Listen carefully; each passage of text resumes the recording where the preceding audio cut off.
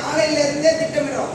அப்பதான் அடுத்த மாநாடு கடன் ஆகாது. இன்னொன்று விஷயம் சொல்றேன், இனிமேல் நீங்க மாநாட்டு டைம்ல யாரும் நிதி திரட்டி எங்களுக்கு தர வேண்டாம். மாநாடு 15 நாள் வரும்போது 10 நாள் வரும்போது உங்களுக்கு அழைப்பிதழ் உங்களை தேடி வரும்.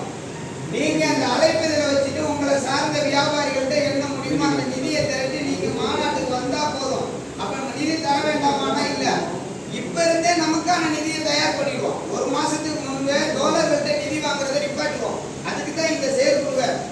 அதுக்கு முன்னாடியே மாநாட்டுக்கு தேவையான தொகையை நாம கலெக்ஷன் பண்ணிட்டு அந்த மாசம் கலெக்ஷன் பண்ற தொகை உங்க செலவுக்கு தான் நீங்க வச்சுக்கணுமே தவிர எங்களுக்கு நீங்க தர வேண்டாம். அதுக்கு நாம சரியா திட்டமிட்டாதான் அந்த செயல்பாடு நடக்கும்.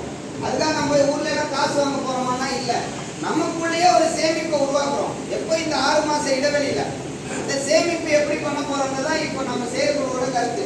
ஒன்னு எழுச்சி தமிழர் பிறந்த நாள் நிகழ்ச்சி, 2வது மது மற்றும் போதை ஒழிப்பு, 3வது அடுத்த மாநாடுக்கான இலக்குகள், 4வது சென்ற மாநாட்டு பிரச்சனையை சரி பண்றதுக்கான நம்மளோட கலந்தாய்வு. இது 4 தான் இன்னைக்கு வச்சிருக்க